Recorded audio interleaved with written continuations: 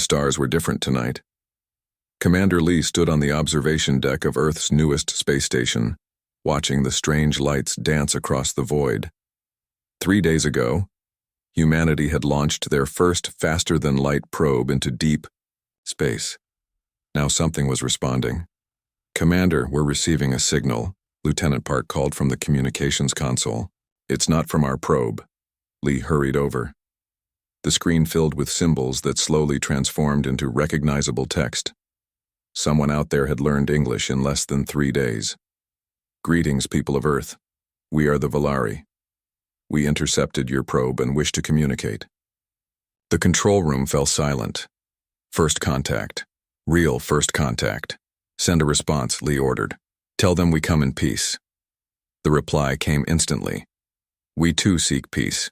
May we speak directly?" Moments later, the screen filled with an image. The Valari were tall, slender beings with 4 arms and large, gentle eyes. Their skin shimmered like mother of pearl. One stepped forward. "I am Counselor Yina," the alien said in perfect English. "We have been watching your species grow. Your probe gave us the courage to make contact." "We're honored," Lee replied. "I'm Commander Lee of Earth's Space Command." Yina's expression grew sad. "We need your help, Commander Lee. Our people are in danger." Over the next hour, Yina explained their situation. The Valari were an ancient race, far more advanced than humanity. They had mastered energy manipulation, could heal any wound, and lived for thousands of years. But they had also chosen absolute pacifism millennia ago. "We removed all weapons from our culture," Yina continued. "We believed peace would protect us. For generations it did." She showed images of beautiful Valari cities floating among the clouds, powered by clean energy. Then the images changed. Dark ships appeared, firing weapons. Valari civilians ran in terror. The Kreks came 500 years ago. They are warriors, destroyers. They take our people as slaves, steal our resources. Our shields protect our cities, but we cannot fight back. We have forgotten how. Lee felt his hands clench. These peaceful beings were being hunted, and they had no way to defend themselves. "What about your military? Your police?" Lieutenant Kim asked. "We have none," Yina replied sadly. "We believe they were unnecessary. Even our emergency responders avoid any form of conflict." "But you're so advanced," Park protested. "Surely you could build weapons if needed." "The knowledge exists in our archives," Yina admitted. "But using it would betray everything we believe in. We are pacifists by nature and choice." Lee thought carefully. Humanity had spent their entire history fighting. Wars, conflicts, struggles for survival had shaped their species. Now, they had a chance to use that knowledge for something good. "We could help," Lee said slowly. "Teach you defensive strategies, ways to protect yourselves without becoming aggressors." Yina's eyes widened. "You would do this? What would you ask in return?" "Your medical technology, your energy systems. We could learn from each other." The Valari exchanged glances. Finally, Yina nodded. "This goes against everything we've believed for generations. But watching our people suffer goes against our nature too." "It's not about aggression," Lee explained. "It's about protection. A parent doesn't become violent by shielding their child. Security through strength, not through domination," Yina mused. "We must discuss this with our council. The decision will affect our entire culture." "Take time," Lee encouraged. "This is a big change." Yina smiled, her first genuine smile of the conversation. "Time we have. The question is whether our people do." The transmission ended, leaving the humans alone with the magnitude of what had just happened. First contact wasn't just about meeting aliens. It was about understanding each other's strengths and weaknesses. "Sir," Park said quietly, "if they agree to this, it changes everything, for both our species." Lee nodded, still staring at the now empty screen. "Sometimes the strongest thing you can do is reach out for help, and sometimes the bravest thing is to learn how to fight, especially when you hate fighting." Outside the windows, Earth continued its slow rotation. But the universe felt different now. Bigger, full of possibilities. And somewhere out there, beings who had chosen peace for thousands of years were considering learning the art of defense. The stars were definitely different tonight. The Valari homeworld appeared on their screens like a blue and silver jewel. Captain Lee watched as his diplomatic team prepared for landing. 3 weeks had passed since first contact, and the Valari Council had finally agreed to meet. First time in real space, Lieutenant Cho whispered. The shuttle descended toward a floating city that defied Earth physics. Remember, Lee said, we're guests here. Follow their customs. Ambassador Kim checked her translator for the 100th time. Though the Valari spoke English, their formal meetings required precise language. The landing pad was made of something that looked like liquid metal, but felt solid underfoot. A group of Valari waited, their forearms crossed in what Kim had learned was their greeting gesture. Welcome, people of Earth. Counselor Yina stepped forward. Our council awaits your proposal. They walked through corridors that seemed to shift and breathe. Everything was organic, flowing. No sharp edges, no harsh lights. Even their vehicles moved silently, floating above the streets. Your world is beautiful, Kim observed. It is peaceful, Yina replied, but peace without protection is fragility. The council chamber was vast. Dozens of Valari sat in a circle, their shimmering skin reflecting soft light. Elder Mora, whom they'd met through transmission, gestured to prepared seats. Humans of Earth, Elder Mora began, you offer to teach us what you call defensive warfare. Explain how war can be defensive. Lee stood. With respect, we don't offer to teach war. We offer to teach protection. Is there a difference? Another elder asked skeptically. War seeks to conquer, Lee explained.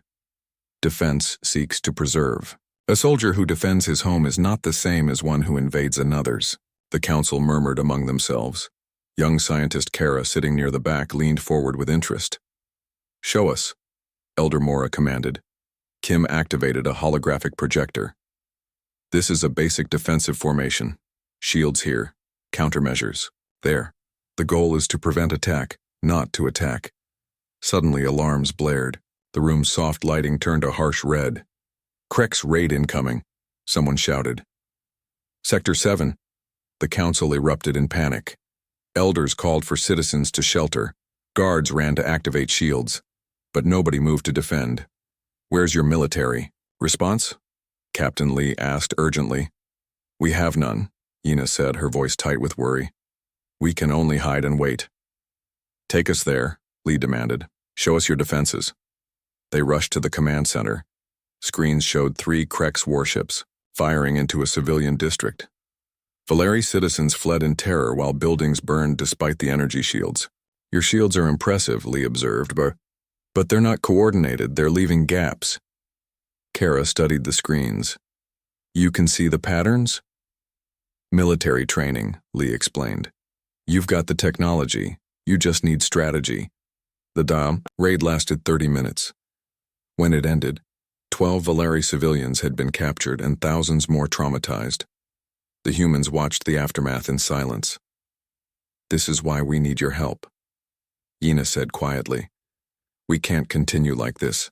That evening, negotiations began in earnest. The council debated fiercely. Teaching defense means accepting the concept of enemies, argued Elder Mora. For millennia, we've had no enemies. The Kreks made that decision for us, Kara countered. Ignoring them doesn't make them go away. What do you propose in exchange? Another elder asked the humans. Your medical technology, Ambassador Kim replied. Your energy systems, your understanding of sustainable development. Knowledge for knowledge, Lee added, but more than that, we become allies, partners. Elder Mora studied them carefully. You would protect us? No, Lee corrected. We would teach you to protect yourselves. There's an old Earth saying, give someone a fish, they eat for a day. Teach them to fish, they eat for life. Kara translated this for others. Nods rippled through the chamber. We need guarantees. another elder said. How do we know you won't turn this knowledge against others? You don't, Lee admitted honestly. Just as we don't know you won't sell our military tactics to the Kreks. Trust has to start somewhere. The council voted. It was close, but the recent raid had tipped the balance. We accept, Elder Mora announced.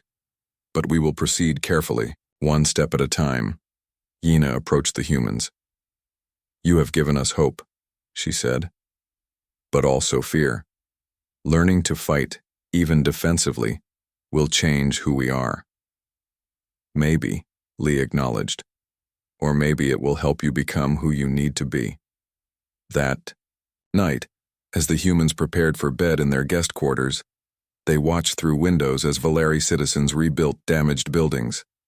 Some looked up at the sky now, not with wonder, but with wariness. We're changing their entire culture, Lieutenant Cho said softly. Sometimes change is necessary for survival, Kim replied. They'll adapt. Outside, Kara stood with a group of young Valeri, all volunteering for the first defensive training program. Tomorrow, pacifists would begin learning the art of protection. The exchange had begun.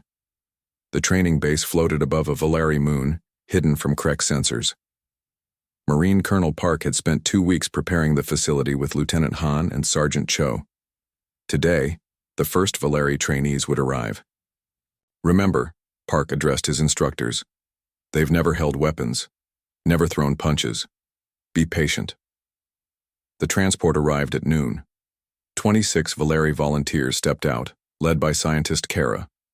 Most looked nervous, their forearms fidgeting. Welcome to combat readiness training, Park announced. Or as we call it, learning to say no with authority. The Valeri exchanged uncertain glances. Their gentle natures rebelled against everything military. First lesson, Sergeant Cho began, is awareness. You can't defend what you don't see coming. They started with observation exercises. The Valeri, trained in scientific precision, excelled at spotting patterns. Within hours, they were identifying threats faster than human veterans. Excellent, Han said approvingly. Now let's talk about positioning. Basic defensive stances proved challenging. Valeri physiology was different. Their forearms needed different balance points.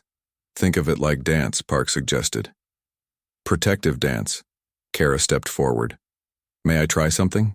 She demonstrated a stance that incorporated all four arms, creating a natural shield configuration. Other Valeri watched with growing interest. That's brilliant, Lieutenant Cho admitted. You've adapted human technique to Valeri anatomy. Word of Kara's innovation spread. More volunteers joined daily. The Valeri weren't just learning human tactics, they were evolving them. Week 2 introduced technology integration. Human weapons were useless to Valeri, but their own energy tools proved remarkably adaptable. A medical scanner becomes a threat detector, Kara explained to her fellow trainees. A construction tool becomes a barrier generator. The breakthrough came during a simulated Krex attack. The training team projected holographic raiders into the exercise field. Most Valeri panicked, reverting to old hiding patterns. But 3 trainees, including Kara, held formation. They coordinated shields, covered retreats, and maintained defensive positions. Stop exercise, Park called out. Someone explain what just happened. We protected each other, said Vora, a young engineer. It felt natural. That's the key, Park smiled. Defense isn't about fighting. It's about protecting. By month's end, 60 Valeri were in active training. The curriculum expanded beyond basics. They learned strategic thinking, resource management, and crisis leadership. Your mathematical minds give you an advantage, Colonel Park told a gathered class. War is patterns. Defense is geometric. The Valeri absorbed these concepts rapidly. Their scientific approach to problem-solving translated surprisingly well to tactical planning. Threat vectors are like mathematical equations, Kara explained to newer trainees. Find the variables, solve for defensive response. Integration challenges persisted. Human instructors had to unlearn assumptions about bipedal movement and two-army combat. Valari struggled with aggressive mindsets even in defensive contexts. Think of the Kreks as a natural disaster, suggested Han. You don't hate earthquakes, but you prepare for them. This analogy worked. Valari could accept defense as environmental protection rather than militant action. Evening training sessions became problem-solving workshops. Humans presented historical warfare scenarios. Valari proposed non-lethal solutions. Kreks ships surround your city, Park posed. Traditional response. Disable their engines, suggested Tari, another engineer. Trap them until they negotiate. Interesting. How? Electromagnetic pulse generators, carefully calibrated. Immobilize without destroying. Park nodded approvingly. The Valari were thinking like defenders, not warriors. 3 months in, mock battles tested integration of human tactics with Valari technology. The results impressed even skeptical human observers.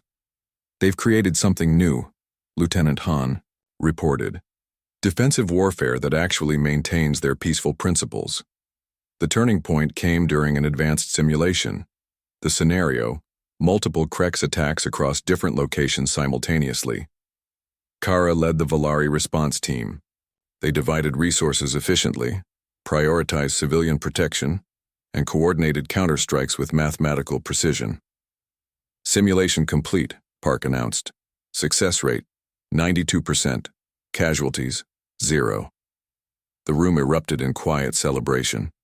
Valari don't cheer like humans, but their skin glowed brighter. You've become defenders, Park told them. Not soldiers, not warriors, protectors. Kara approached him privately after training. Colonel, we're changing. Is that good? Change for survival is necessary, he replied. But you haven't abandoned your values, you've strengthened them. The next day, scout reports confirmed. A major Kreks offensive was mobilizing. Real combat was approaching.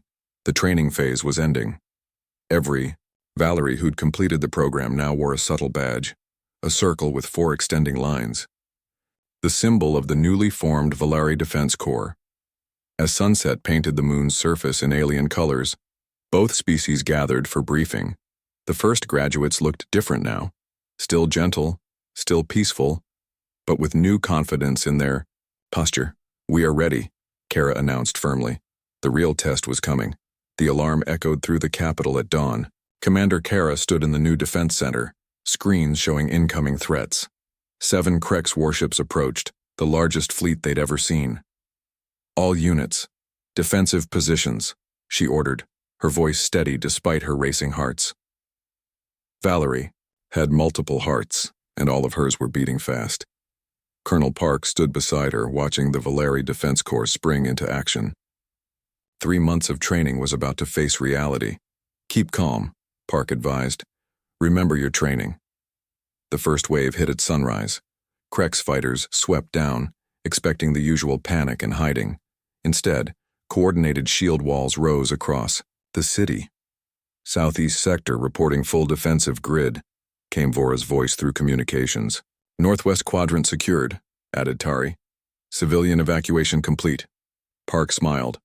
They were performing perfectly, making decisions without waiting for orders. Kreks ground forces detected, Lieutenant Han announced. 3 landing zones. Converge. Pattern Alpha, Kara commanded. Disable transport capacity, not personnel. The Valari moved like dancers. 4 armed formations created overlapping fields of protection. Where Kreks expected easy targets, they found coordinated resistance. Unknown defensive signatures, came the intercepted Kreks transmission. This is not standard Valari behavior. In the skies, modified Valari vessels engaged. Their shields had been restructured, offensive capabilities added but calibrated for disabling, not destroying. Kreks command ship attempting breakthrough, reported Cho. Central District. Activate Plan Delta, Kara decided instantly. And Cho? Remember the electromagnetic pulse modification. Understood, Commander. The Kreks had never seen this before. Valari technology was being used aggressively but not lethally. Every strike aimed to disable, capture, or repel. They're retreating, Park observed with surprise. Already? Krex respect strength, Kara replied. They didn't expect organized defense. But the Krex commander had one more tactic. As forces withdrew, they launched a massive bombardment at civilian areas, trying to force surrender. Shields. At maximum, Vora reported. We can hold, but at this rate. Then we don't hold, Kara said firmly. We act. She activated a communications channel directly to the Krex flagship. Krex commander, she spoke clearly. I am Defense Commander Kara of the Valeri Defense Corps. The response came immediately. Surrender your world, pacifist. Your resistance is temporary. No, Kara said simply. You will withdraw now, or we demonstrate the full extent of our defensive capabilities. Laughter echoed through the channel. You dare threaten us? Kara nodded to Park, who initiated their final training scenario. Hidden throughout the city, massive energy networks activated. The combined power of every Valeri in the capital focused into one coordinated pulse. The electromagnetic wave hit the Krex fleet like a physical force. Engines died instantly. Weapons powered down. Life support remained active. They hadn't killed anyone. Your fleet is disabled, Kara announced calmly. Engines inactive, weapons offline. This is our strength. We can protect ourselves without becoming destroyers. Silence filled the communication channel. You non-lethally neutralized our entire fleet? The Krex commander's voice held respect she'd never heard before. We defend. We do not destroy. Your crews are safe. Your ships can be repaired.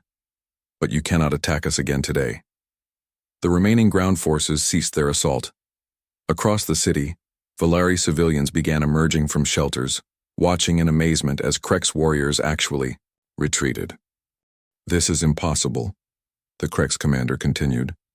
You are pacifists. We are protectors, Kara corrected. There is a difference. Hours later, as damaged Krex ships limped away under their own power, the city gathered in the main square. Valeri didn't celebrate violence, but protecting their home was worth acknowledging. Elder Mora approached the defense team. You have proven something I thought impossible, he said. We can be strong without abandoning our nature. Park clapped Kara on the shoulder. You've created something new. Defensive warfare with ethical boundaries.